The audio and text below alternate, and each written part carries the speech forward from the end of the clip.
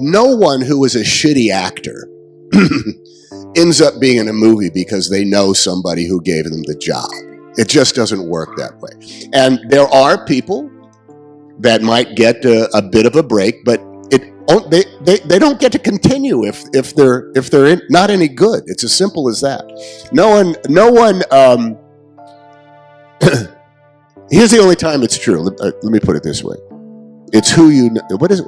It's who you know. What is that? What it is? Yeah, it's who you know, not what you know. If you know somebody who trusts you implicitly because you have done the job so well over and over again, chances are you're going to get that job. But you've already proven yourself.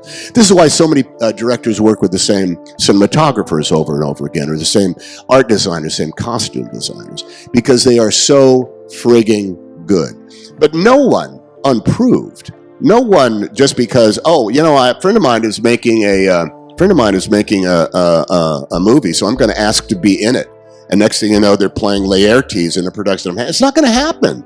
You have to be great. You have to be good, and you have to have proven yourself, and you have to be willing to get away from that self-consciousness. So, you might be able to get an entry-level job into show business. And even an entry-level job into show business is so sought after that people will sleep in their cars in order to try to get the right interview or hear about something that's going on. There is nothing more valuable than solving problems. There's a saying that goes, if you cause more problems than you solve, you will be out of the business at the first available opportunity. But if all you do is solve them, that's it. But knowing if you're going to get a job because somebody knows you, they're also going to know what your reputation is and how good you are at that job. There is no substitution for showing up on time, knowing the task at hand, and having an idea that you yourself have come up with. I think all the people that I've worked with have learned, have trusted that that's what I learned at a I got yelled at by a director when I was 20 years old. And he said, you people there's only 3 things you people need to do. You need to show up on time, you got to know the lines, and you got to have an idea. And I thought, actually, that's probably is the best thing that anybody could do. So that's what I do for all these people, and they come back to me again and again. Maybe only because I show up on time and know the lines. Make good shit. That's what you have to do. You just have to tell a story that is so good that people are going to hear about it and want to go see it. And the reality is that doesn't matter if it's in the motion picture theater or if it's streaming. The contract that storytellers have with the audience is, we want you to see our story. We really, really do. We want you to hear about it. We want you to sit down. We want you to watch it. It really ends up being a test of how good the story is that you told. You have to go into it with a ton of faith. You have to, it's a collaborative process. This is the other thing. The only time you get to control you yourself is when you are delivering those lines of, can I help you? Or no, it's okay. No, it's all right. I'm okay. That's the only time that you actually get to deliver the meter and the quality or the moment. Everything else is given over to people that are so good at their jobs and so dedicated to their own sense of what their own quality is. When you have a scene partner that wants you to do something that you feel is illogical, how do you deal with that when you don't have a director? Even when the director is there, if an actor gets illogical, go with him into the illogic, and then it suddenly doesn't fit the dialogue, and then they stop. Let's say an example that I make, which is very visual, so you'll know. If the actor goes out too soon, he has to make an exit, and I have to say, come on, why are you leaving? And he's gone already. I don't say you're leaving too soon, because then he just gets mad at me and thinks I'm directing him. So I let him go. Then I don't say my line. He comes back and says, you didn't say your line. I said you were gone.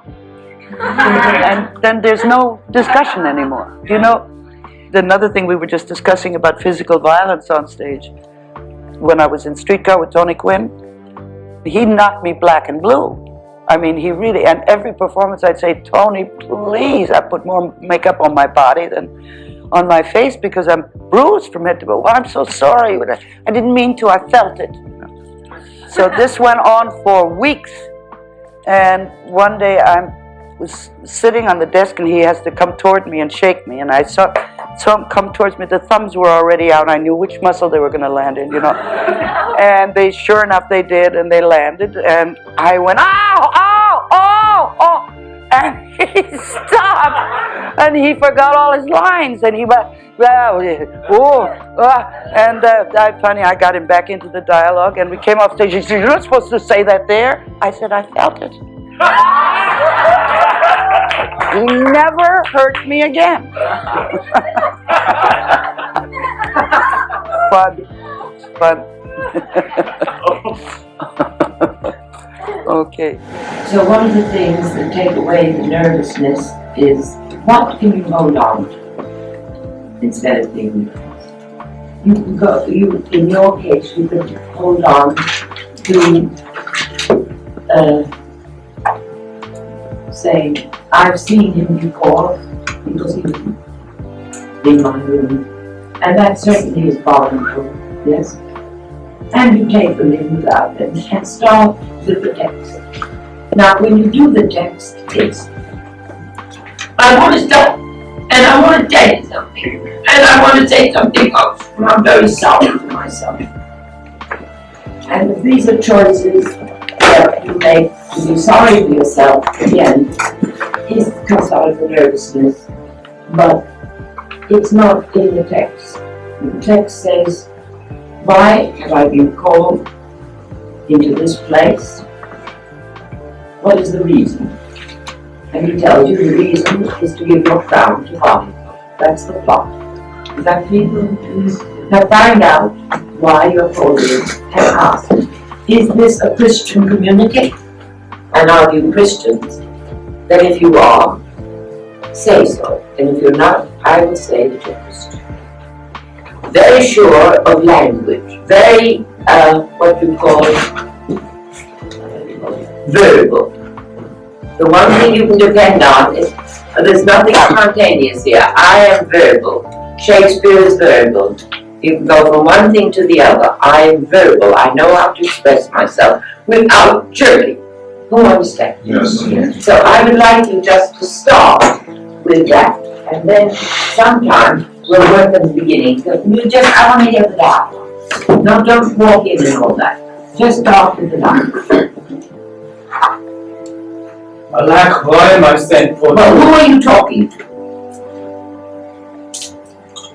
to the court? Then talk to the court.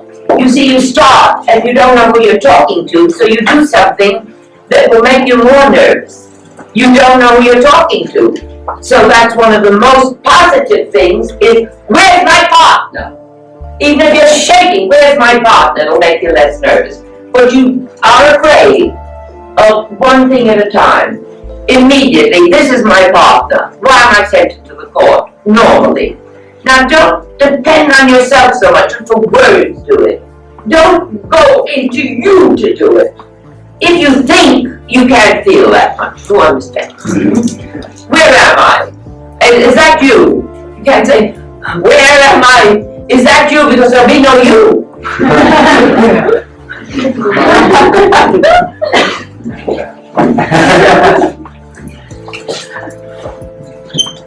Okay. I'm trying to give you things to hold on to while I'm out there.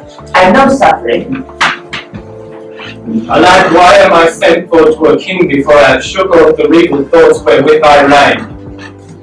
I hardly yet have learned to insinuate, flatter, bow, and bend the knee. Now that's nice, but give it to them more. Communicate with them. Give sorrow, leave. No, leave off all that goddamn suffering. It's terrible. It's, you know, the da is terrible. Why? Because it's poor. Poor people have to do that. I'm a slave. A king doesn't do that. His head gets knocked off, he doesn't do that. He is taught not to do that. All for generations he's taught to go to his death like a king. Why am I sent for? There's no authority. Who sent for me? Why am I sent for this place? Your thinking is poor. Your thinking is lower class. Who understands? Because it has created a great deal of confusion, not for us, but in the minds of other people, even of some teachers who are supposed to be connected with the method, insofar as they derive from the work done at the group theater, of which I was the director and introduced the process of work, and they went on to their own work, and in that work they have given up, actually eliminated, both the training of the senses and the training of the emotions, which to me remains the central core of the way in which we approach the problem of living on the stage, not just of acting on the stage. It is an area in which even when you know how to do the emotional memory, you are inexperienced about. It takes years for you to learn how to utilize it, how it should be utilized, and therefore the people asked last time, well, how do you use it in a scene? How do you go from the emotional memory in a scene? And even though it is very simple, like anything else, how do you get up from the chair? You just tell yourself to get up, and you'll get up. But if you say, wait a minute, which foot do I get up on? I don't know. I honestly don't. Do I get up with this foot?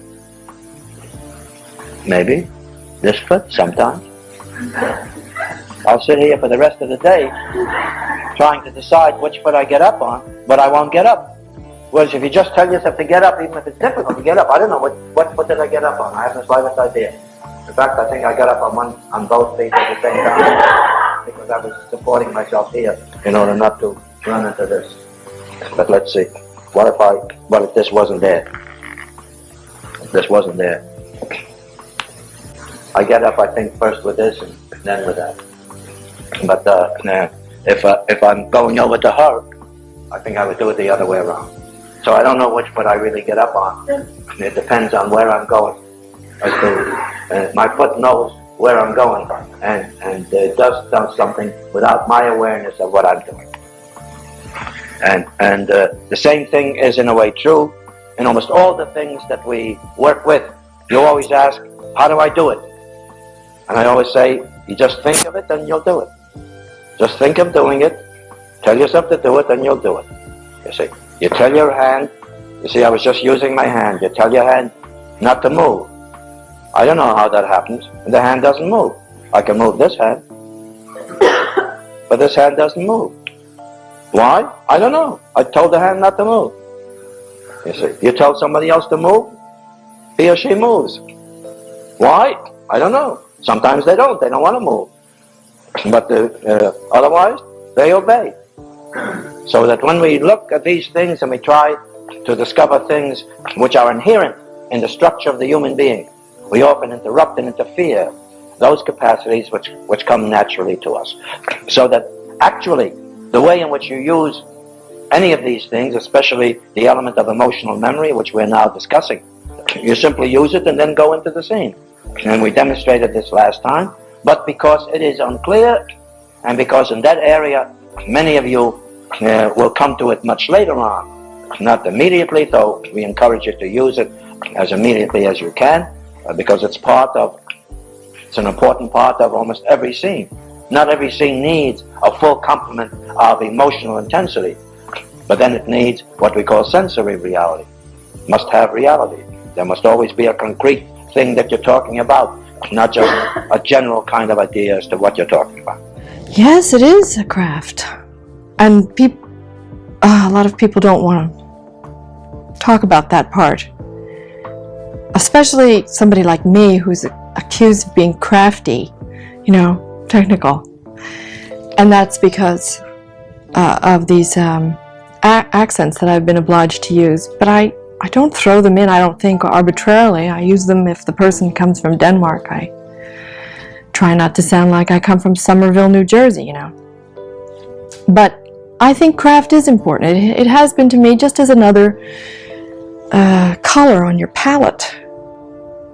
Anything that affords you a wider range of choices, I think, is good. Physical stamina is good. An interesting voice is good. Cultivating a certain interesting voice, you know, like some people do, is good, because all the things that help you build up your little toolbox are all the things that make it easier for you to create illusion. And that's what it's about. Really. It's easier to talk about the tools than to talk about the illusion, because nobody wants to talk to Luciano Pavarotti about how his neck muscles feel as he's making, his Nessun Dorma, when he says, how does that feel in the esophagus exactly, and you just, at some point he probably thought about how it felt and how to align himself, but in the act of singing, it's the song that counts, and in the act of acting, it's the same sort of flight that's most important. But yes, I think education for an actor depends on what kind of an actor you want to be. If you want to move around in all sorts of different stages, sound stages and real theatrical stages, it's important for you to have this instrument that's variable. If you're not interested in that, you don't have to go to drama school and all that jazz. If you have a wonderful personality that people like, then you can just present that, and it's irresistible. I don't want to circle this back to movies, but I will for a second. For as phony as they are, and as moving as they can be, and funny as they can be, there's a lot of life lessons in movies. Because we know who the bad guys are. We see it. We know who the buffoons are, and we know what it is to be noble, and sometimes even in defeat. And so when you go to the movies, you can see who you want to be. So I have had life take some bites out of me, and I have to look at myself as a movie. I know I'm just a person, but who am I gonna be? And one of the things I need to do is maybe not think about myself too much.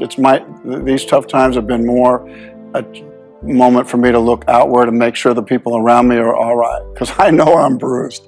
I know where I'm at. So it's like, okay, enough Kevin. It needs to be a lot more them. And I think that when it starts to point at me, maybe I start to look out, and there's other situations that are more important than how I'm feeling. I've been really lucky in my life. It doesn't mean I haven't been bruised. I've taken some big bites out of life, and life has taken some really big bites out of me. And but I think I know who I want to be in the movies, and I think I know who I need to be in my life.